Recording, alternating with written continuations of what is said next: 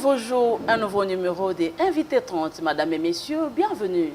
L'actualité reste dominée par les dossiers Boukangalonjo. Matata Ponyo attendu une fois de plus ce lundi 14 avril devant la justice. Mais qu'est-ce qu'on reproche réellement à Matata Ponyo, l'ancien Premier ministre de la République démocratique du Congo, autorité morale du LGD? Tout de suite dans cette émission, Invité 30 qui reçoit pour vous, Monsieur Rodrigue Bonsolé. Bonjour Monsieur Rodrigue. Bonjour Madame. J'espère que vous allez bien. Oui, je me porte bien. Toujours en cravate rouge, chemise blanche. Toujours en cravate rouge. La cravate rouge, c'est une identité pour nous, les LGDiens, parce que nous aimons la bonne gouvernance et nous travaillons pour qu'il y ait un bon changement en République démocratique du Congo, sur tout le plan. Merci beaucoup. Vous n'êtes plus à présenter, vous êtes un ancien habitué de l'invité 30. Exact, vous êtes communicateur du LGD, exact. LGD qui est le parti de l'honorable Matata Ponyo. Comment exact. Ça se passe au sein du parti? Au sein du parti, tout se passe bien au rythme de consultation et de dialogue. Parfois, nous avions constaté qu'il y a de vents qui soufflent. Parfois, ça souffle le froid et le chaud, mais nous avions opté pour qu'il y ait le dialogue, que tous les enfants du pays se réunissent autour d'une même table, afin de trouver une paix durable. Mais pour les consultations, comme je vous ai dit, ouais, nous ne sommes pas d'accord en ça. Nous sommes d'accord au dialogue. C'est ça le vent qui souffle actuellement au LGD. Mais l'autre fois, vous avez dit que vous attendez, attendait l'invitation. Il attendait officiellement l'invitation pour aller aux consultations. Mais qu'est-ce qui s'est passé réellement? Parce qu'il a été invité, il avait reçu l'invitation, oui ou non? Je parlais comme Rodrigue, mais en réalité, on n'a pas reçu. En fait, on avait reçu l'invitation, mais nous ne sommes pas partants sur ces consultations. Parce que nous avions constaté que certaines personnes ont été délaissées, ou pour ne pas dire marginalisées, parce que le dialogue, normalement, on devait inclure tous les gens de l'opposition, du gouvernement, et voire même de ceux qui sont en train de mettre des chaos aujourd'hui. Parce que sans cela, il n'y aura pas une paix durable. La raison pour laquelle je vous ai dit qu'on devait normalement commencer par le base plutôt, et puis en fait, on va faire suivre par les consultations. Certaines personnes marginalisées comme? Bon, les gens de l'opposition et ceux qui sèment des chaos. Vous ne me poussez pas citer le nom de ceux qui sèment des chaos. Mais donc on doit inclure tous ces gens-là. À ce que je sache, tout le monde de l'opposition, tous les leaders de l'opposition ont reçu l'invitation. Tous les leaders ont reçu l'invitation, mais l'invitation est mal partie d'abord, madame. Vous savez, le Congo, c'est un pays qui est grand, un pays qui regroupe toutes les tribus et un pays qui regroupe plusieurs provinces. Nous avons 26 provinces et un pays qui a plusieurs frontières. Vous savez, des gens du nord ne diront pas qu'ils sont du sud, les gens du sud ne diront pas qu'ils sont de l'est. Donc, chaque coin a ses réalités. Et le problème qui se passe aujourd'hui, c'est d'abord le problème de la guerre que nous voulons mettre fin à cela. Et comment vous allez inviter juste un groupe de gens pour qu'il y ait une consultation pendant que les gens qui sont au centre des troubles sont délaissés? Donc, moi, je trouverais mieux qu'on puisse inclure d'abord, chercher d'abord à dialoguer. Et après le dialogue, on va voir qu'est-ce qu'on peut faire pour qu'il y ait une paix durable via des consultations. Malheureusement, aujourd'hui, on ne parle pas de dialogue, non plus consultation, parce que les consultations ont déjà passé. Ouais. Aujourd'hui, je l'ai annoncé dès l'entame de mon émission, aujourd'hui, nous allons parler du dossier Boukangalonjo. Très bien. Matata Ponyo, devant la justice. Qu'est-ce qu'on reproche? Qu'est-ce qu'on peut dire? L'acharnement? Comment on peut appeler? En quelque sorte, c'est un acharnement, madame. Vous savez, je suis estomaqué, excusez-moi. Vous savez, ce procès que vous avez entendu parler du procès Boukangalonjo, c'est un procès qui a commencé depuis 2021. Et pourquoi nous ne comprenons pas?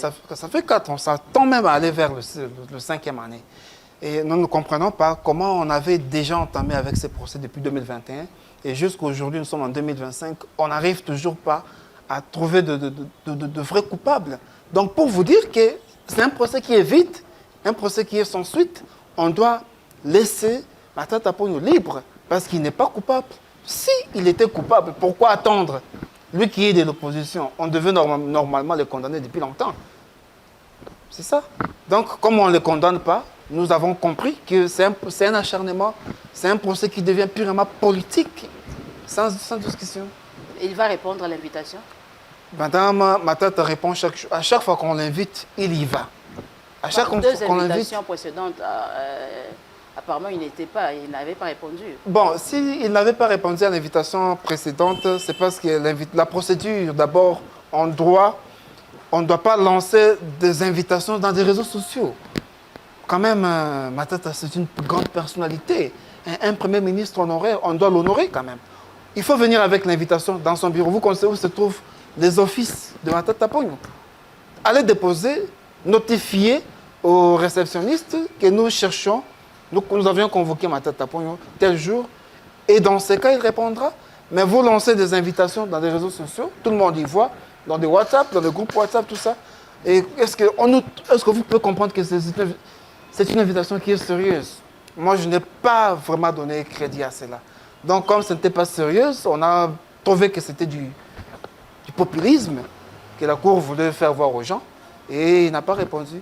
Mais il est prêt à répondre à l'invitation. Mais même celle qui va répondre lundi est toujours dans les réseaux sociaux. L'essai des rôles, on l'a vu, l'essai des rôles dans tous les réseaux sociaux, il est sur tous les réseaux sociaux. Celle qui va répondre le lundi, madame, lundi je ne maîtrise pas l'agenda du Premier ministre. Il a ses avocats.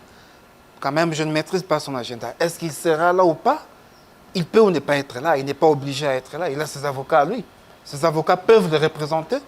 Et si la procédure a été respectée, si néanmoins on avait déposé des invitations dans des bonnes mains, il pourra répondre. Mais il n'est pas obligé d'aller répondre. S'il n'est pas obligé d'aller répondre, c'est-à-dire qu'il fait aussi le bras de fer avec la justice. Mais les avocats, quel est le rôle des avocats? Le rôle des avocats, c'est de défendre les clients. Pour vous démontrer, noir sur blanc, qu'il n'est pas coupable. Les avocats seront là. S'il était coupable, on devait le prendre et l'appréhender, puis le sanctionner. Monsieur Rodrigue Monsole, qu'est-ce qu'on peut retenir du dossier Boukangalonzo? Madame, une très bonne question que je vous félicite. Je crois que vous avez vu la manière que Matata Ponyo avait travaillé. En 2011, il est entré dans la manette. Il a dirigé la primature en 2012 jusqu'en 2016. Vous avez vu des exploits. Nous avons eu une aviation impeccable comme le Congo Airways. Nous avons vu le moyen de transport qui était vraiment embelli. Il y a l'avènement des Transco. Vous avez vu comment les gens étaient payés en banque. C'est une chose qui était inimaginable en Afrique. En banque, les gens commençaient à être payés au Congo. Et vous avez vu des gens, en fait, la maîtrise des taux de dollars. Donc le cadre macroéconomique était bien respecté. Matata avait très bien maîtrisé le dollar. Dans ces temps-là, nous changions $1 à 900 francs, $10 à 9 000 francs. Mais où en sommes-nous aujourd'hui? Aujourd'hui, $1 vaut 29 000 francs. Donc c'est quelque chose qui est déplorable.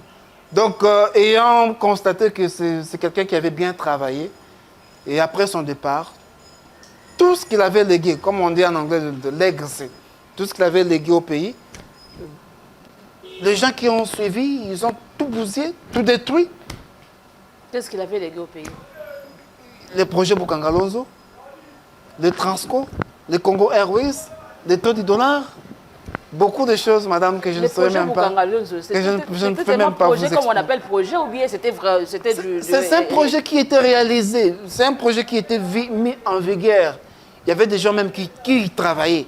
Il y avait des expatriés qui étaient en fait chargés de gérer cela. Il y avait des enfants du pays qui travaillaient. Je peux vous citer mon ami Jimmy Matiti, il y a Olive Mpoyi, il y a Crispin Kachale, il y a Christian Moussampa. Tous les braves personnes de Boukangalonzo avaient très bien travaillé. Je peux les souhaiter, en fait, je peux les congratuler parce qu'ils ont fait un très grand travail qui était vu par les Congolais. Madame, je vous dis qu'un sac de maïs se vendait à, je crois, 10 000 francs ou 11 000 francs. C'est quelque chose qui est louable. Mais juste après le départ de Matata Ponyo, aujourd'hui, on commence à pleurer. On n'aura jamais, à moins que Dieu suscite des gens comme nous, des gens compétents, qui pourront relever le challenge.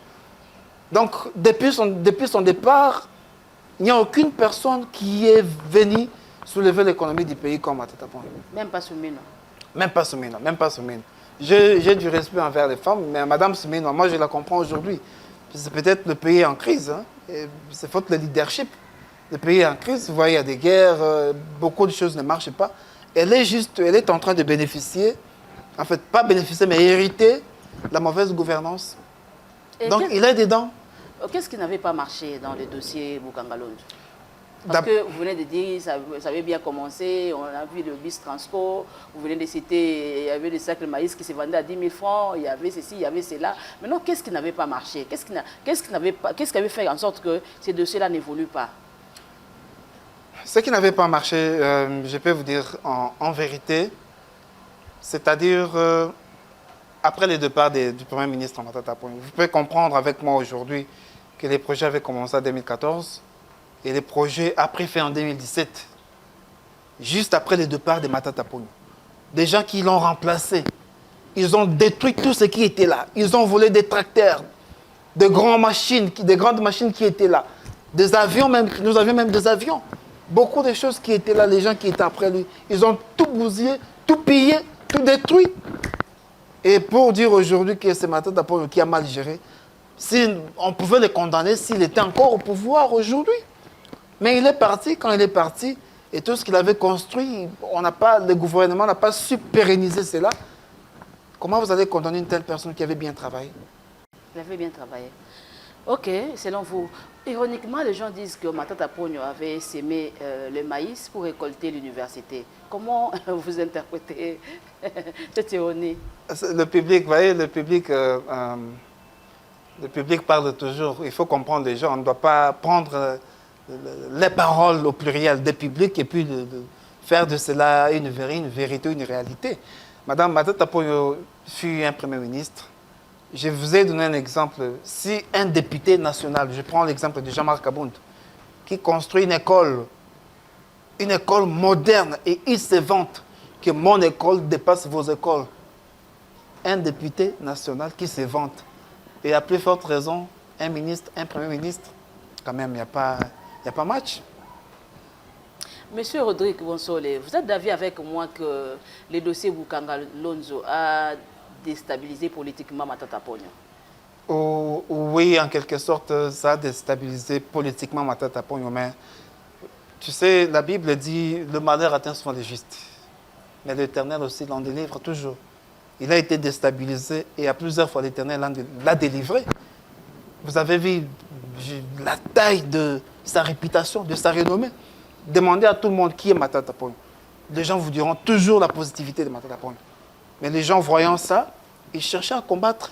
Et il faut comprendre la bonne chose, on la combat toujours. Si vous ne recevez pas des combats, il faut savoir et comprendre que vous n'êtes pas meilleur. Les meilleurs sont toujours combattus. Et moi, je ne douterai pas, comme il est combattu, il finira par remporter la victoire. Dans 2 jours, vous me donnerez raison, il sera acquitté. Il sera quitté. Il sera acquitté. Bon.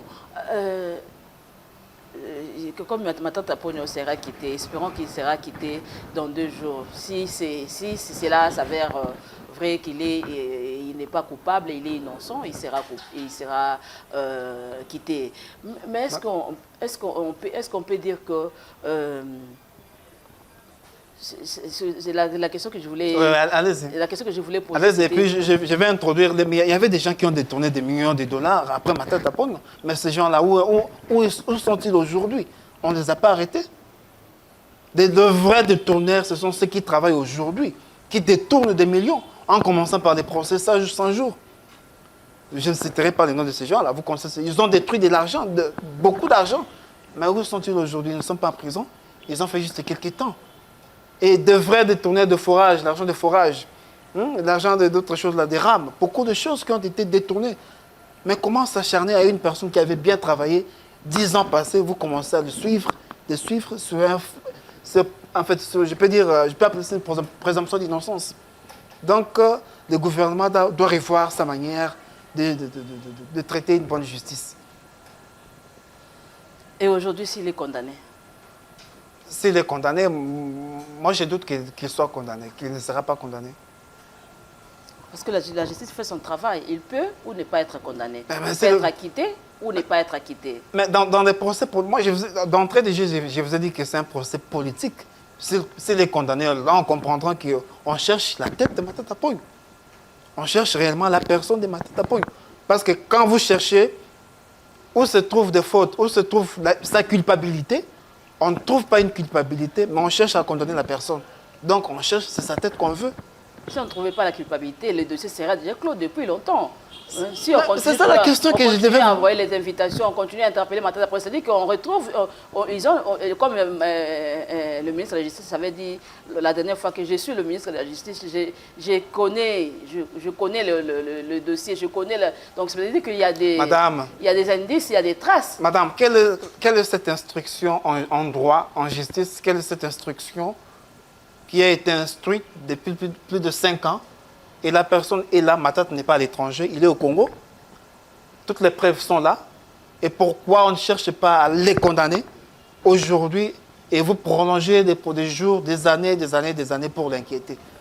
Donc pour vous démontrer qu'il n'y a pas de preuves.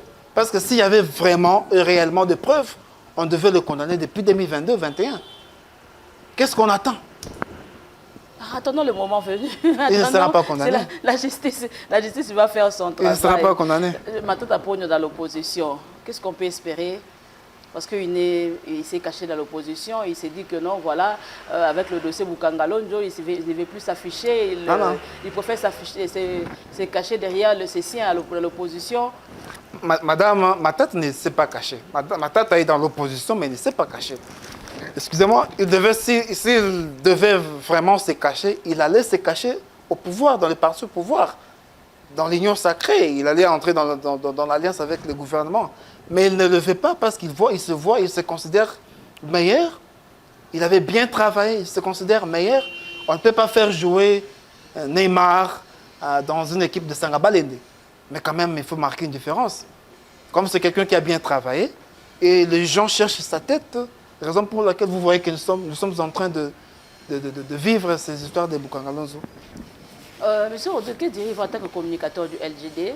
Que direz-vous du dossier du dialogue de Doha,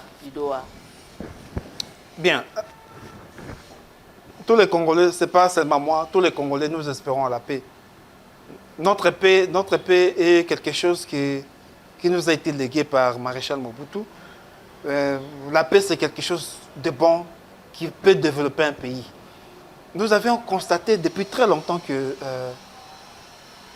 le Rwanda, depuis plus de 30 ans, il est en train de recourir à déstabiliser notre pays dans la partie Est. Et avec les accords ou l'appel de Doha, je crois que nous serons en face du Rwanda et pour lui démontrer ses limites et pour lui dire qu'il ne doit plus continuer à chercher à venir nous déstabiliser, il prend des prétextes de FDLR.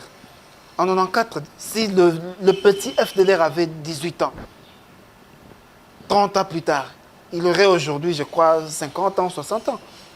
Donc, cette histoire des FDLR, c'est faux. Et on doit lui dire qu'il doit arrêter avec ce sale besoin qu'il continue de le faire chaque fois.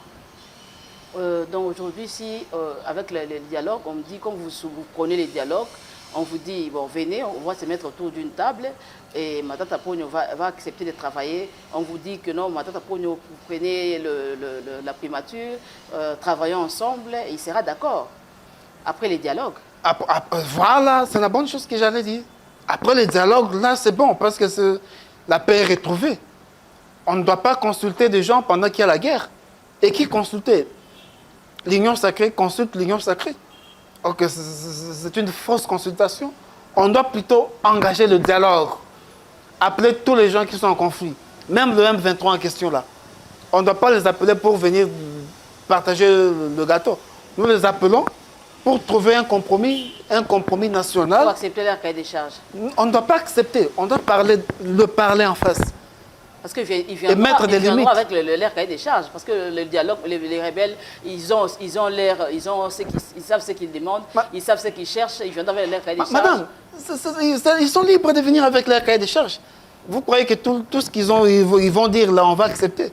Ils peuvent venir avec, tout le monde peut venir avec son cahier des charges. c'est personnel. Mais cela n'engage pas le Congo, ça les engage eux-mêmes. Et nous, on ne doit pas accepter cela. Oui. Je crois qu'ils seront butés parce que les gens parlent de partout qu'il y ait la paix. Ils seront butés d'accepter qu'il y ait la paix parce que je n'ai jamais vu une guerre, même la guerre de 100 ans, a pris fin. Toutes les guerres prennent fin. Il n'y a pas de guerre qui dure éternellement. Le M23 finiront par céder et le gouvernement remportera la victoire. Bien sûr, le gouvernement rapportera la victoire. Je venais de vous demander ici que Matata Ponyo prend les dialogues et non les consultations. Les consultations finies, vous avez dit que non, il y a eu l'injustice, mais on a vu quelques têtes de l'opposition, quelques opposants qui se sont pointés. Nous avons vu le monsieur du FCC et du PPRD qui s'est pointé, qui s'est présenté au nom du PPRD. Nous avons vu Yamouzitou qui s'est présenté au nom de l'opposition radicale. Il y en avait les gens, pas seulement Matata Ponyo. Bon, bien que Matata Ponyo a refusé d'y aller, il y a Mafarate Faïlou qui avait refusé d'y aller, Kabound aussi, mais il y a de ceux-là qui se sont représentés. Pourquoi dire qu'il y a eu l'injustice, il y a seulement l'Union sacrée qui a consulté l'Union sacrée? C'est comme si vous voulez toujours en faire un problème. Madame, dans le régime de Tshisekedi, j'avais pensé que le dialogue, en fait, la consultation finira ou bien finirait par débaucher des faux opposants. Excusez-moi. Lorsque vous me parlez d'Adolphe Mozitou, Adolphe Mozitou est opposant de quel régime? Il est opposant. Mais lui, il soutient le régime en place depuis très longtemps. Vous me parlez de ces gens-là du FCC. Je les ai suivis une fois. J'ai suivi Camber et en train de dénier en public. On ne les connaît pas. Les vrais opposants, ce sont ceux qui ne s'affichent pas, ceux qui ne sont pas assoiffés du pouvoir. Donc, notre besoin, c'est d'abord de résoudre les problèmes de nos populations. Et lorsque nous trouvons solution aux problèmes qui sont cruciaux, et dans ces cas, nous allons participer dans vos consultations ou quoi que ce soit. Mais d'abord, pour arriver jusque-là, qu'on aille d'abord au dialogue, et après le dialogue, on va voir qu'est-ce qu'on peut faire. Mais quand vous parlez de Mozitou et autres personnes là, moi je ne les prends pas comme opposants. Vous les prenez comme Union sacrée? Membres de l'Union sacrée qui sont déguisés en opposition. Même celui du FCC il a été débauché, selon vous? Il est débauché. Les gens, le FCC de Némi Moulagne, les FCC, il y a d'autres personnes qui j'étais les noms. Ils ne sont pas partants. Le FCC a boycotté toutes ces consultations. Donc nous attendons le dialogue. Dialoguons pour trouver la paix durable au Congo. Et si le dialogue n'arrive pas? Mais vous avez parlé de Doha. Doha finira par arriver. C'est en cours. C'est en cours, ça finira par arriver. Ça finira par arriver. Ça finira par arriver. Monsieur Rodrigue Bonsolé, pour la RDC, quelle est votre vision pour la République démocratique du Congo? Madame, bonne question. La République démocratique du Congo nécessite de bons leaders, de visionnaires. Il y a plusieurs jeunes qui sont entrés, des jeunes montants. Et je vous rassure que le Congo d'aujourd'hui sera différent du Congo de 2028 ou 2029 des années qui arrivent. Parce que les jeunes prendront le pouvoir et beaucoup de choses changeront. Et je crois qu'avec la répétition de mauvaises choses, mauvaises pratiques, prendra fin. Un jour, le Congo se relèvera. Le Congo deviendra une grande nation en Afrique. Et toutes ces parties qui sont divisées, nous nous réunirons et nous serons une seule nation comme d'antan. Vous savez, le Congo, ces histoires de guerre, de rébellion, ça n'a pas commencé aujourd'hui, madame. Ça n'a pas commencé aujourd'hui. Depuis l'indépendance, il y avait une partie, je crois, de l'Est et du Sud, ici, de Kwilu, qui était partie pendant 5 ans aux mains de rebelles. Mais cela est fini par retourner. Il y a les Katanga qui étaient partis et fini par retourner. D'autres partis aux provinces orientales finissent par retourner. Donc, le Congo finira toujours par se réunir. En 2002, vous savez que le Congo était divisé en 98. Ça avait fait 5 ans. 98, 99, jusqu'en 2003. Et que le Congo s'est réuni. Donc, ce n'est pas la première fois. Nous avons déjà vu ce scénario depuis plusieurs temps. Et le Congo est toujours uni et finira par redevenir une seule nation. Joseph Kabila a décidé de retourner au pays. Retourner au pays dans quel Dans la partie orientale du pays. Cela n'engage que lui-même. Cela est perçu mal d'un autre côté, mais cela n'engage que lui-même. Mais quant à moi, je parle ça d'une manière particulière. Comme Rodrigue, je ne serais pas d'accord avec ce retour en partie orientale. Ce serait mieux pour lui de retourner au Congo, en fait, à Kinshasa, qu'il ait commencé là-bas, parce qu'on va le soupçonner de soutenir l'M23. Donc, le choix de retourner via Goma, ce n'est pas une bonne chose pour M. Kabila. Donc, lui qui est le président, lui qui fut le président de la République démocratique du Congo, devait poser un exemple de la paix. Il sait que le pays est en guerre, et contre le Rwanda, contre le M23. Et il sait bien qu'on l'accuse en connivence avec le M23. Et pourquoi chercher à retourner là-bas, prétextant, disant que non, là, il sera mieux sécurisé qu'ici. Donc, ça n'engage que moi. Moi, je trouve que ce n'est pas bon. Il devait retourner, commencer par Kin, et puis trouver une paix durable avec tout le monde. Nous sommes presque à la fin de notre émission. Aujourd'hui, le gouvernement Soumino a une année déjà depuis l'investiture. Quel jugement vous porterez au gouvernement Soumino? Le gouvernement Soumino, madame, excusez-moi, c'est un gouvernement de honte. Je dis bien un gouvernement de honte, parce que ce que le peuple avait espéré obtenir après les élections, ça n'a pas été abouti. Donc nous avions récolté de mots et de mots, hein, de mal au pluriel, de mots et de mots, et jusqu'à arriver à ce niveau. Donc madame Soumino devait démissionner, tous les membres du gouvernement devaient démissionner et donner la place à de nouvelles figures, de nouveaux leaders comme nous, comme moi je suis là, et comme nos gens du LGD, nous avons des bonnes personnes au LGD qui peuvent travailler pour relever l'économie du pays, et tout changera. Donc le gouvernement souminois, sur 10, je les cote 0, même pas 1%, 0.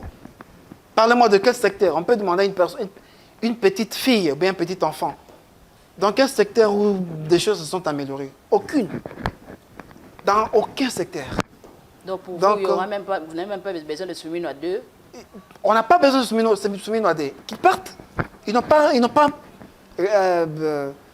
répondu aux désidératas de la population. Comment on doit lui donner la chance? Qu'ils partent. Ils n'ont pas bien travaillé, qu'ils partent. Et si on vous dit de citer même 4 personnes? Il n'y a aucune personne qui est là, qui a bien travaillé. J'ai 7 personnes.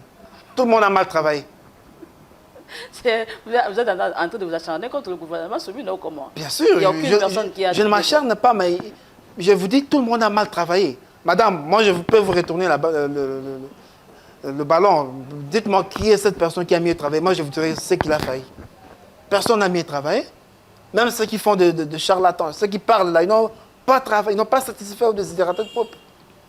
Donc le peuple est en train de souffrir, des embouteillages partout, les dollars ne font que monter, les gens ne sont pas payés, il y a beaucoup de choses qui ne marchent pas. Comment vous voudriez que moi je soutienne Madame Soumino? Donc, Madame Soumino devait normalement démissionner, même aujourd'hui, et partir. S'il a hérité la guerre, c'est ce que nous déplorons, mais en tout cas, il n'a pas bien travaillé. Elle n'a pas bien travaillé. Un mot pour finir notre émission. Je suis très reconnaissant pour cette chaîne Rupture Télévision. Et je viendrai à chaque temps que vous aurez besoin de moi. Merci pour l'invitation.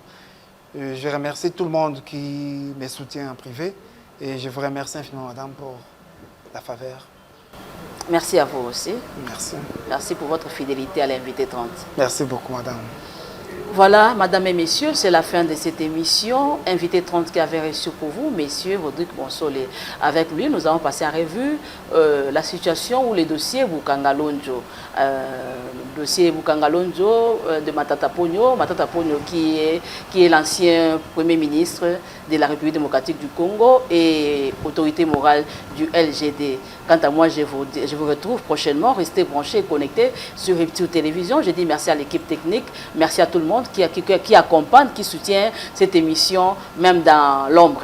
Je vous dis au revoir. Merci beaucoup.